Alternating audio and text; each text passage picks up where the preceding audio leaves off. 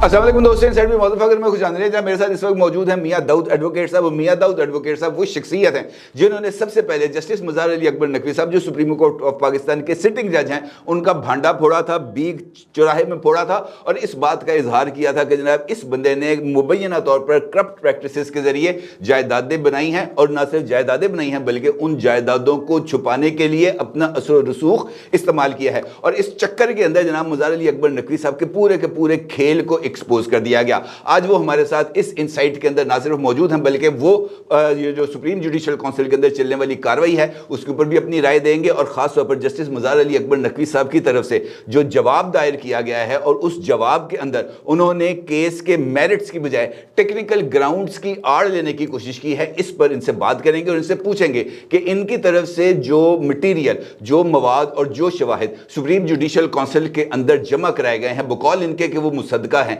क्या उनकी कोई लीगल वैल्यू मौजूद है और क्या उनकी बुनियाद के ऊपर जस्टिस मज़ार अली अकबर नकवी साहब को सजा मिल सकती है। मियां दाऊद साहब आपको बहुत बहुत मुबारक कि आपकी तरफ से जो केस दायर किया गया था आखिरकार वो लग भी गया है और अब सुनने में आ रहा है कि जनाब को जरासीम कुछ अद्वियात का स्प्रे भी होने जा रहा है। आपकी क्या राय है इसके बारे में?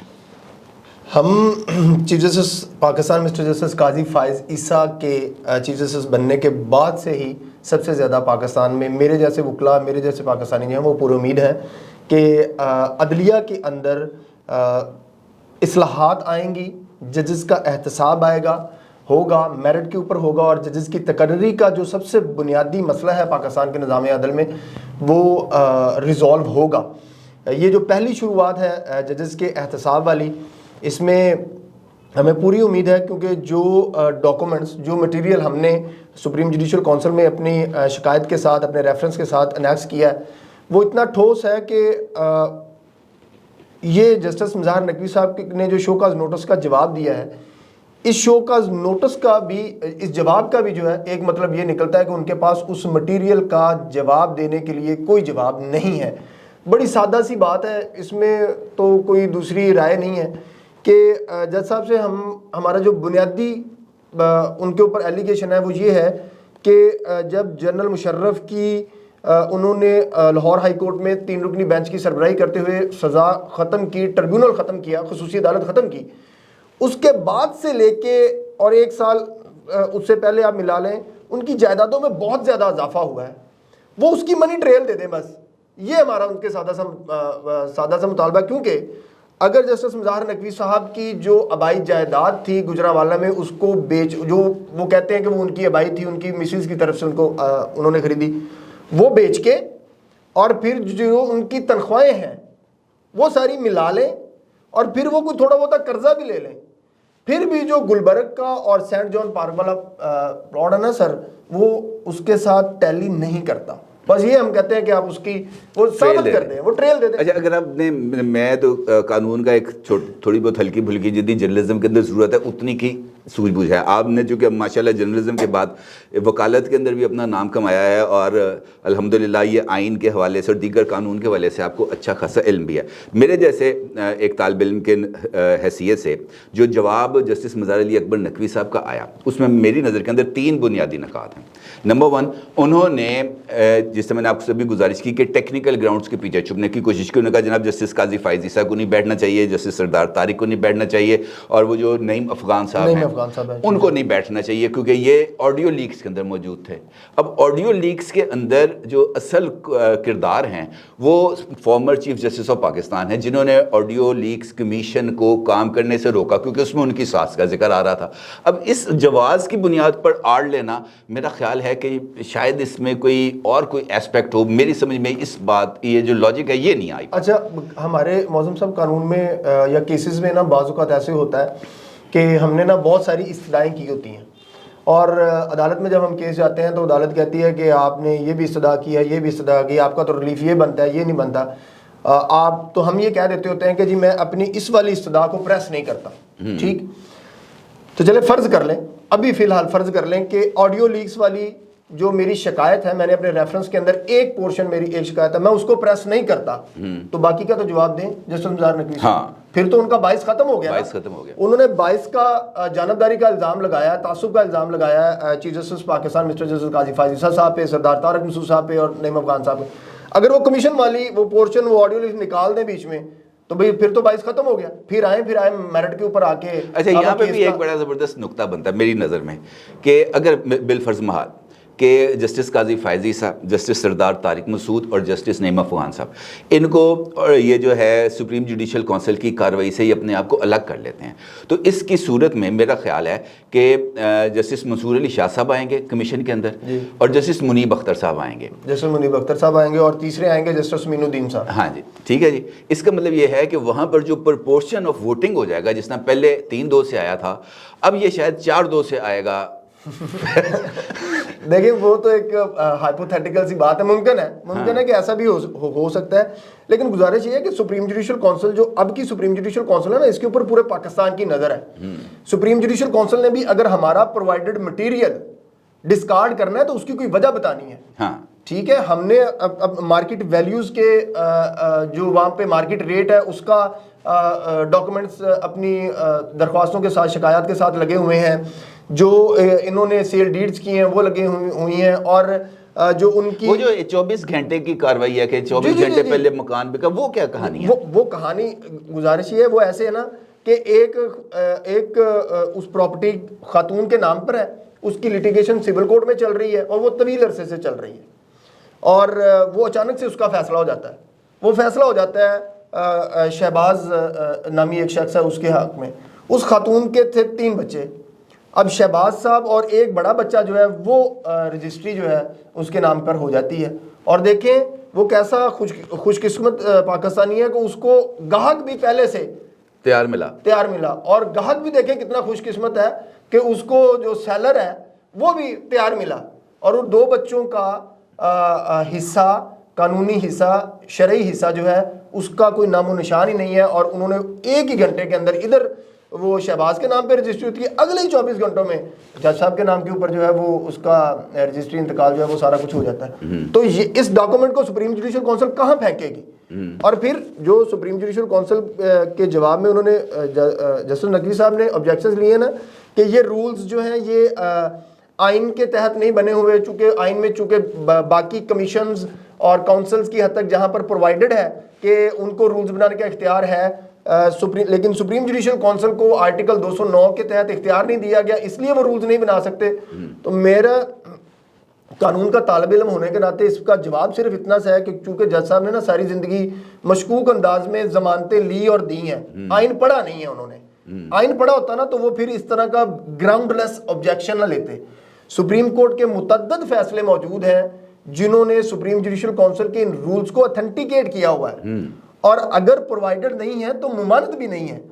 کہ سپریم جوڈیشل کونسل اپنے رولز نہیں بنا سکتی۔ بالکل، جب ممانت نہیں ہے اور ان سپریم جوڈیشل کونسل کے رولز کے تحت آج کے دن تک بہت ساری کاروائیاں ہو چکی ہیں، وہ سپریم کورٹ میں چیلنج ہو چکی ہیں، سپریم کورٹ نے ان رولز کو انڈوز کر دیا ہوا ہے، تو یہ کہنا کہ یہ رولز غیر آئینی ہیں اس لیے مجھے جو ہے رولز کے تحت نہیں سنا گا، تو میرے خیال میں یہ ایک گراؤنڈ لیس قسم کا آبجیکشن ہے، کیونکہ جسٹس نقوی صاحب کے پاس مٹیریل کا جواب دینے کے لیے کوئی چیز نہیں ہے۔ وہ لیگل نوٹس بھی تو آیا تھا آپ کو کیا؟ وہ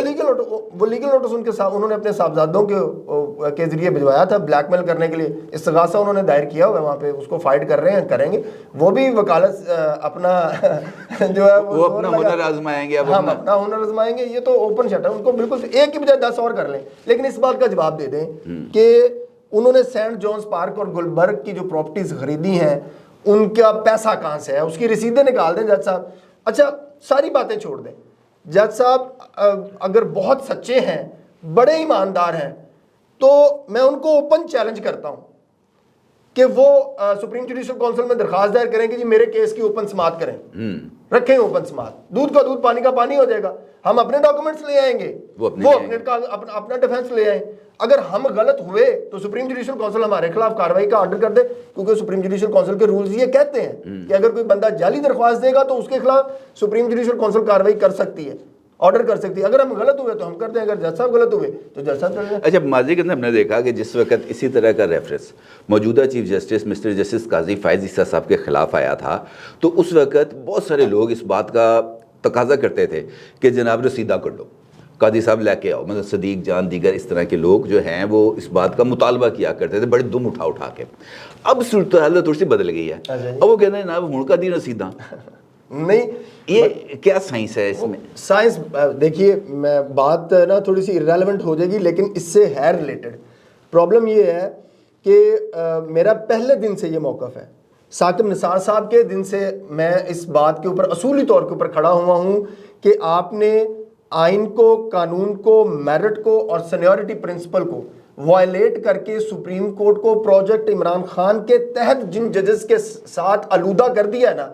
اگر آپ نے یہ آلودگی صاف نہیں کی تو پاکستان کے کسی شہری کو یہ توقع نہیں رکھنی چاہیے کہ سپریم کورٹ جو ہے وہ کبھی انصاف کر سکے گی. اس کی وجہ یہ ہے کہ جو جج خود ہی آؤٹ آف ٹرن آئے ہیں, میرٹ سے ہٹ کے آئے ہیں, ان سے یہ توقع کرنا کہ وہ انصاف کریں گے, یہ تو بے وقوفی والی بات ہو سکتی ہے کہ ان سے یہ توقع کرنا. جیسے شوکت عزیز صدیقی صاحب کا سٹیٹمنٹ آن ریکارڈ موجود ہے جس میں انہوں نے کہا کہ جسٹس نقوی صاحب کو جنرل فیض جو ہیں انہوں نے سپریم کورٹ میں. اچھا, اس کے لیے بھی بڑا دلچسپ ڈیولپمنٹ ہوئی ہے, میں نے دیکھا, لیکن شاید وہ میڈیا پہ اتنی زیادہ آئی نہیں. وہ جو جنرل مشرف کا کیس لگایا تھا جسٹس قاضی فائز عیسیٰ صاحب نے, اس کا آرڈر میں نے دیکھا ہے آج.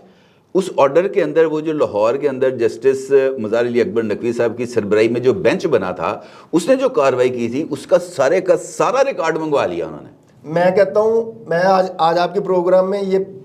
بطور پہلا پاکستانی یہ انکشاف کر رہا ہوں کہ وہ ساری پروسیڈنگ دودھ کا دودھ پانی کا پانی کر دے, کیونکہ جس وقت وہ پروسیڈنگ لاہور ہائی کورٹ میں چل رہی تھی, میں آپ کہہ لیں کہ کوئی ایک منٹ جو ہے وہ ضائع نہیں کرتا تھا, اس پروسیڈنگ کو اٹینڈ کرتا تھا. ایک دن اس پروسیڈنگ میں کیا ہوتا ہے, وہ اظہر صدیق, آنکھوں دیکھا حال, جی میرے آنکھوں دیکھا حال, میں نے خود دیکھا. اور جسٹس اظہر صدیق صاحب اور وہ تھے خواجہ طارق رحیم صاحب, وہ جو سپریم کورٹ لائف اسٹریم میں ایکسپوز ہوئے, ان سے کیس نہیں سنبھالا جا رہا تھا. تو اچانک کیا ہوتا ہے, ایک دن نا علی ظفر صاحب آگے عدالت میں بیٹھے ہوتے ہیں, نہ بیرسٹر علی ظفر کا وہاں پر کوئی کیس, نہ ان کو کوئی نوٹس, نہ کوئی بات, وہ ہمیں آگے بیٹھے ہوتے ہیں. جیسے مزار نقوی صاحب ان سے کہتے ہیں کہ علی ظفر صاحب آپ ادھر خیریت سے ہوں, کہ سر میں ویسے ہی آج ہائی کورٹ آیا اور تو میں نے کہا کیس چل رہا تو میں اس کو اٹینڈ کر لوں. اور یہ بات ریکارڈ کی ہے, میں چیلنج کرتا ہوں, اس دن اگر بیرسٹر علی ظفر کا پوری ہائی کورٹ کے اندر کوئی بھی کیس لگا ہو تو میں ذمہ دار ہوں. وہ صرف اس کیس کے لیے آئے. جج صاحب نقوی صاحب نے ان کو کہا کہ چلیں پھر ہم آپ کو عدالتی معاون مقرر کر دیتے ہیں. تو انہوں نے کہا جی it will be honour for me. اچھا, انہوں نے پھر اپنی ریٹن سبمیشن جمع کروائی عدالتی معاون علی ظفر صاحب نے, اور اچانک جی اگلے دن انہوں نے, ایک دو دن کے بعد وہ اپنی ریٹن سبمیشنز جمع کروا دی. اب وہ ریٹن سبمیشنز جو ہیں ان کو جج صاحب نے اپنی پورے بینچ نے اپنی آبزرویشنز بنا کے فیصلے میں لکھا ہوا, یہ پڑھ لیں آپ. اگر وہ ریٹن عدالتی معاون کی سبمیشنز اس ریکارڈ میں نہ ہوں, میں ذمہ دار ہوں سر. اگر وہ سبمیشنز جج صاحب کی آبزرویشن آرڈر کا حصہ نہ ہو تب بھی میں ذمہ دار ہوں. یہ تو اس ملک میں ہوتا رہا ہے. یہ والے ججز اٹھا کے آپ نے سپریم کورٹ میں لگا دیے. اسی نقطے کو نا انہوں نے اپنے جواب کے اندر بھی جسٹس مزار علی اکبر نقوی صاحب نے لکھا. انہوں نے کہا جناب جب مجھے ایلیویٹ کیا جا رہا تھا سپریم کورٹ آف پاکستان میں, جوڈیشل کمیشن کی کارروائی چل رہی تھی,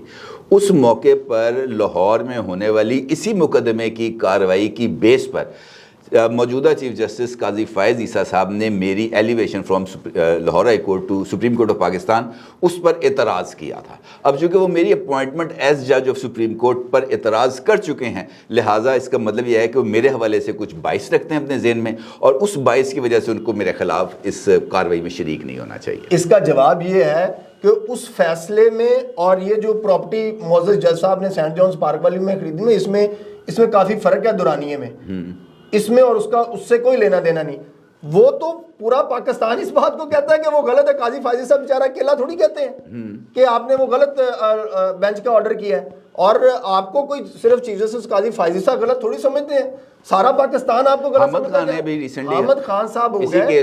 ہر قانوندان معظم صاحب, ہر قانوندان جو بیسک سی بھی وکالت کرنے والا بندہ ہے وہ یہ سمجھتا ہے. دیکھیں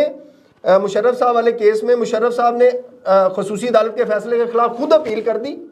اس اپیل میں انہوں نے خصوصی عدالت کی حیثیت کو چیلنج نہیں کیا, سزا کو کیا, سزا کو صرف چیلنج کیا. پھر اس خصوصی عدالت کی بابت سپریم کورٹ کے 2 پہلے سے فیصلے آ چکے ہوئے تھے جنہوں نے یہ کہہ دیا کہ یہ ٹریبیونل ٹھیک ہے, ٹرائل کو انہوں نے ریگولیٹ کیا, رہنمائی فراہم کی کہ آپ ٹرائل ایسے کر لیں. ٹھیک, اس کے بعد پاکستان بار کونسل کی اس سزا مشرف کی اپیل چلی جاتی ہے. جب ایک معاملہ سپریم کورٹ میں پینڈنگ ہے, لاہور ہائی کورٹ نے اس کا فیصلہ کیسے کر دیا سر؟ نہیں کر. اور جو ٹریبیونل سپریم کورٹ کے حکم کے تابع بنا ہوا ہے اسے لاہور ہائی کورٹ کیسے ختم کر؟ اچھا مجھے اب یہ بتائیں, میں یہ عمومی طور پر سوال پائے جاتے ہیں لوگوں کے ذہن میں کہ اب موجودہ حالات میں یہ والا جو کیس چل رہے ہیں 2 جسٹس مظاہر علی اکبر نقوی صاحب کے حوالے سے, سپریم جوڈیشل کونسل کی کارروائی اپنی جگہ پر, لیکن یہ والی جو کارروائی ہے مشرف صاحب کے حوالے سے خصوصی عدالت کی جس کا ریکارڈ منگوایا ہے قاضی صاحب نے, کیا یہ کسی اور کارروائی کا بنیاد بن سکتا ہے؟ بالکل بن سکتا ہے. دیکھیں اسی جسٹس مظاہر نقوی صاحب نے ہی مس کنڈکٹ کا ٹائپ. جی بالکل بن سکتا ہے. جسٹس مظاہر نقوی صاحب نے کیا کیا, جب یہ لاہور ہائی کورٹ میں تھے تو انہوں نے ایک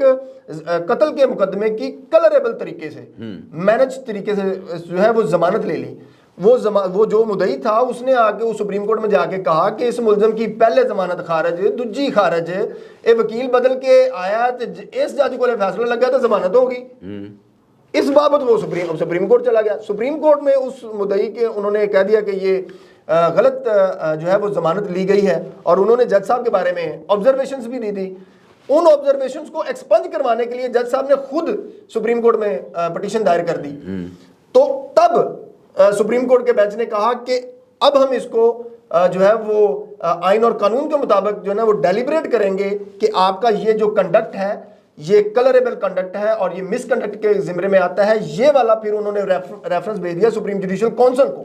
ٹھیک, تو جو اب ریکارڈ منگوایا ہے اس میں بھی اگر اس طرح کی کوئی 2 نمبری پکڑی جاتی ہے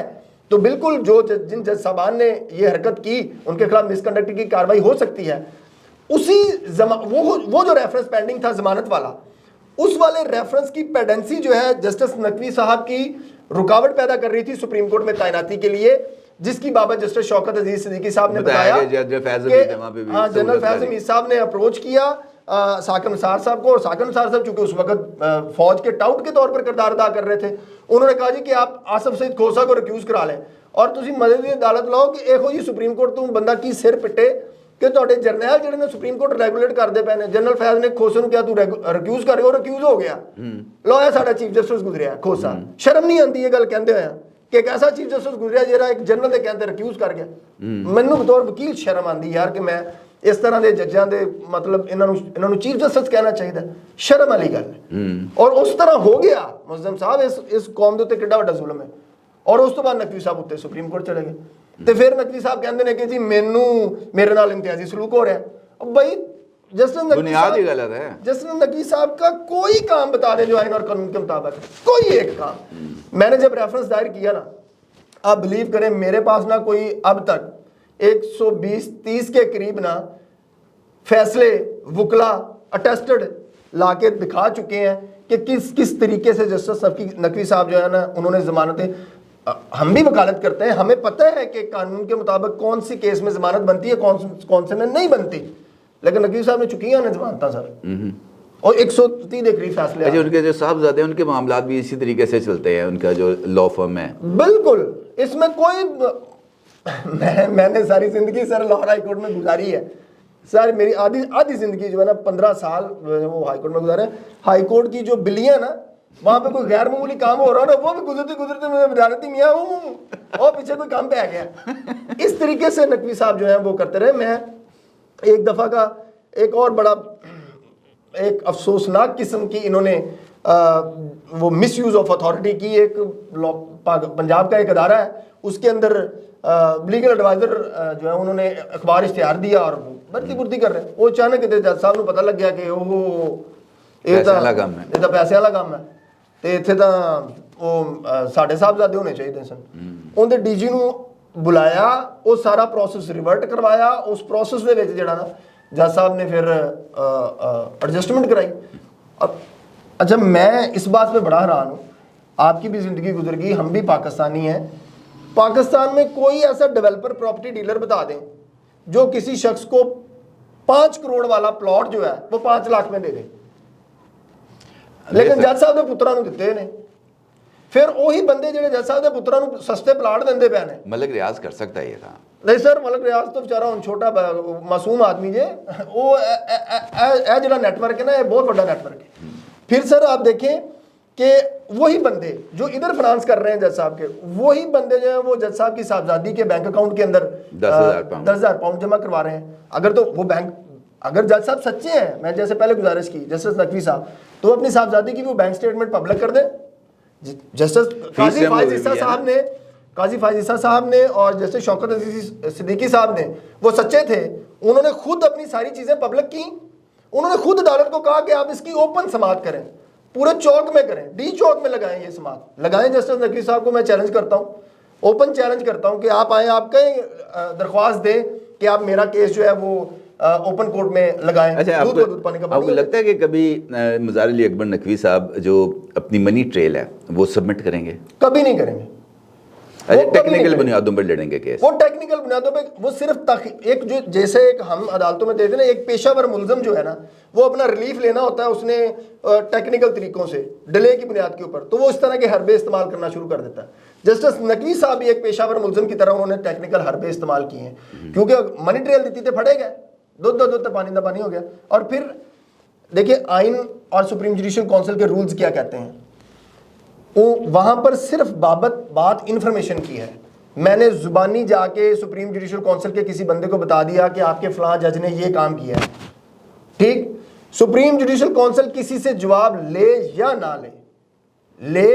ले, ये रूल्स के अंदर लिखा हुआ है। वो अपने तौर के ऊपर उस इंफॉर्मेशन की बुनियाद के ऊपर पाकिस्तान के किसी अदारे से रिकॉर्ड मंगवाने का आईनी इख्तियार रखती है। वो तलब करके खुद स्क्रूटनाइज कर ले, ना मुझे पूछे, ना आपको पूछे, ना नकवी साहब को पूछे, पहले उसको एवेल्युएट कर लें कि हाँ भैया गलत ठीक है या गलत है। ये जो पहले जो कार्रवाई होती है, जिस तरह जस्टिस तारिक साहब ने की,